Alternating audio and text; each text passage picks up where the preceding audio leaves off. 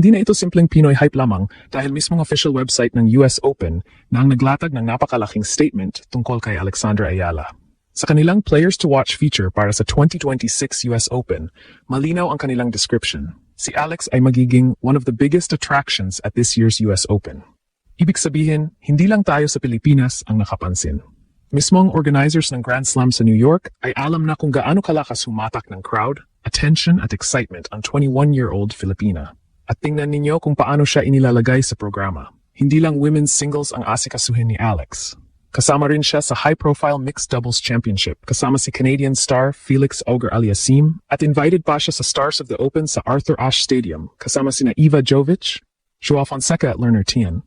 Mas lalo pang bumibigat ang pangalan ni Alex dahil pagdating niya sa New York, dala niya ang bagong career high world number 8 ranking at isang napakalakas na 2026 resume. Kampeon sa Washington, tumalo kay Jessica Pegula sa final, nakalusot sa second week ng Wimbledon, at tinalo pa si Iga Swiatek doon. Kaya mga kaginulat, kapag sinabing main attraction, hindi ibig sabihin na siya lamang ang pinakamalaking pangalan sa buong US Open. Pero malinaw ang ebidensya, isa na si Alex sa pangunahing attractions ng isang Grand Slam. At para sa isang Filipina tennis player, napakalaking statement niyan. Isipin ninyo muna kung gaano kalaki ang US Open. Ito ang Grand Slam na dinadayo ng pinakamalalaking pangalan sa tennis, nilalaruan sa New York at sentro ng global sports attention tuwing dulo ng tennis season. Ngayong 2026, punong-puno na naman ng superstars ang tournament. Nariyan ang mga Grand Slam champions, world number 1 contenders, Olympic medalists, crowd favorites at international icons. Pero sa gitna ng napakaraming pangalan na iyon, may isang Filipina na mismong US Open ang nagpasyang itulak sa kanilang Players to Watch feature, Alexandra Ayala. At hindi ordinaryong introduction ang ibinigay nila. Ang mismong official US Open article ang nagsabing si Alex ay magiging one of the biggest attractions at this year's US Open. Mga kaginulat, napakalaki ng linyang iyan. Hindi ito fan page, hindi ito Filipino sports page, hindi ito headline natin. US Open mismo ang nagsabi. At may dahilan kung bakit. Tingnan ninyo ang trajectory ni Alex sa loob lamang ng 2026. Sa Washington DC, dinaanan niya ang isang napakahirap na field. Tinalo niya sina Zheng Qinwen, Leylah Fernandez, Elina Svitolina at Naomi Osaka bago niya pinabagsak si Jessica Pegula sa championship match 4-6, 6-4, 6-0. Ang resultang iyon ang nagbigay sa kanya ng kanyang unang WTA Tour Level Singles Championship at lalong nagpalakas sa pangalan niya sa United States. At pagkatapos nito, hindi na pwedeng tingnan si Alex bilang isang interesting young prospect lamang. Winner na siya. Top 20 caliber na siya. At higit sa lahat, proven crowd magnet na siya. Mismong former world number 1 Lindsay Davenport ay napansin kung gaano kalaki ang fan following na nadala ni Alex sa tennis simula pa noong kanyang breakout. Maging si Pegula, pagkatapos matalo sa Washington final, pinuri kung paano hinahandle ni Alex ang fandom at stardom na nakapaligid sa kanya. At doon pumapasok ang isang bagay na napakahirap sukatin gamit lamang ang rankings. Drawing power. May mga manlalarong mataas ang ranking pero hindi nagdudulot ng kakaibang atmosphere. Si Alex, iba ang epekto. Kapag may laro siya, lumalabas ang Filipino community. May flags, may sigawan, may social media activity. May bagong viewers na hindi naman dati regular na sumusubaybay sa tennis. Nakita na natin ang ganitong phenomenon sa Australian Open kung saan iniulat ng ABC Australia na ang crowd interest kay Alex ay napakalakas para sa isang player na noon ay nasa number 49 pa lamang sa mundo.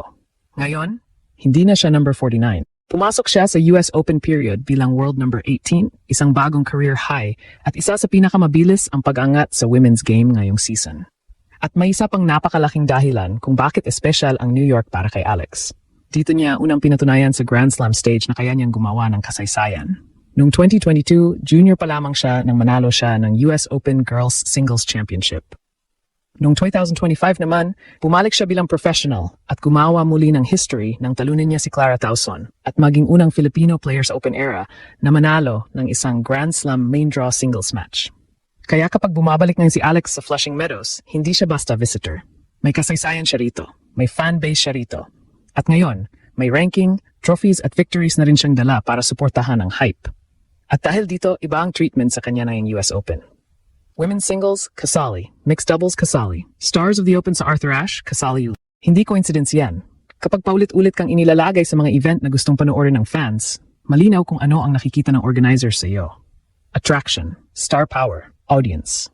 At iyon ang dahilan kung bakit napakalakas ng title natin ngayon. Alexandra Ayala ginulat ang USE. Dahil ang batang minsang pinapanood lamang natin na mangarap maging competitive sa pinakamalaking tournaments, ngayon ay mismong US Open nang nagsasabing isa siya sa pinakamalaking attractions ng tournament. Dito pa lalo nagiging exciting ang kwento. Hindi lang kasi singles ang dahilan kung bakit nakatutok ngayon ang New York kay Alex. Kasama siya sa revamped US Open Mixed Doubles Championship at ang partner niya ay hindi basta ordinaryong ATP player. Felix Auger-Aliassime. Ang Canadian star ay isa sa elite names sa men's tennis at ang pairing nila ni Alex ay inilagay sa isang mixed doubles event na punong-puno ng superstar combination. Ang ATP mismo ay nag-highlight sa event bilang star-studded field at kabilang sa mga pairings ang Ayala, Auger-Aliassime tandem. At isipin ninyo ang exposure nito. Ito ang parehong event kung saan nakasentro ang atensyon sa mga pangalan tulad ni Novak Djokovic, Aryna Sabalenka, Carlos Alcaraz at Serena Williams. Sa ganitong klase ng lineup, kasama ang pangalan ni Alex sa promotional conversation ng US Open. Hindi ka mapupunta sa ganitong spotlight kung hindi ka exciting panoorin. At hindi pa tapos. Sa August 27, nakatakdang lumabas si Alex sa Stars of the Open event sa Arthur Ashe Stadium. Kasama niya ang kaibigang si Iva Jovic, Brazilian sensation Joao Fonseca, at American rising star Lerner Teen. Ang concept nito ay friendly competition sa ilalim ng ilaw ng pinakamalaking tennis stadium sa mundo. Tingnan natin ang picture. Filipina, Arthur Ashe Stadium, New York. US Open. At kabilang siya sa mga player na gustong iharap ng tournament sa audience. Gaano kalaki ang ipinagbago ng career ni Alex? Napakalaki. At pati sa social media, ramdam ang excitement. Sa Reddit communities ng mga Filipino at tennis followers, umani ng libu-libong engagements ang discussion tungkol sa bago niyang world number 8 ranking at US Open campaign. Habang pinag-uusapan din ng fans ang drawing power niya at ang dami ng Filipino supporters na posibleng sumugod sa New York. Social media reaction yan, hindi official measurement ng US Open popularity, but it shows how quickly the conversation around Alex has grown. At ito ang pinaka-importanteng punto. Hindi natin kailangang imbentuhin na si Alex ang nag-isang pinakamalaking superstar ng US Open. Napakaraming legendary at elite players sa tournament. Mas malakas ang tunay na kuwento. Mismong US Open ang naglagay kay Alex sa hanay ng biggest attractions ngayong taon. Yan ang verified statement. At napabigat niya. Mula sa pagiging junior champion noong 2022, naging Grand Slam history maker noong 2025, naging Wimbledon giant killer, Washington champion, top 20 player, at ngayon isa sa attractions ng US Open. Hindi na lamang Pilipinas ang naghihintay sa susunod niyang laban. May New York crowd na, may international media na, may tournament organizers na mismong nagpo-promote sa kanya. At kapag nakagawa pa siya ng deep run sa singles ngayong US Open, lalo lamang lalaki ang spotlight. Tandaan natin ang eksenang ito.